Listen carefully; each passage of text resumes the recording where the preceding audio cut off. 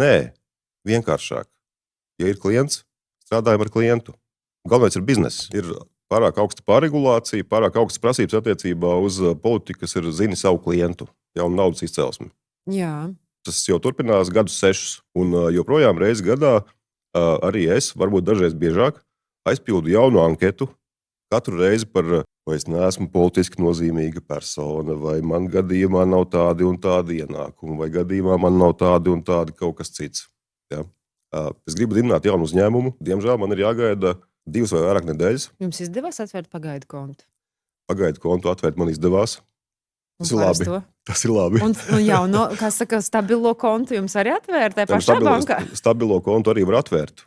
Bet manā gadījumā, teiksim, bija prasīta papildus pārbauda. Papildus pārbauda nozīmē, ka vismaz 2 nedēļas var komercreģistrs var gaidīt valsts ieņēmuma dienesta atbildi par to, vai es neesmu šaubīgs vai kaut kādā veidā bīstams, un tikai tāpēc, ka es esmu valdes loceklis vairākās kompānijās. Tā pieeja no banku puses joprojām nav mainījusies.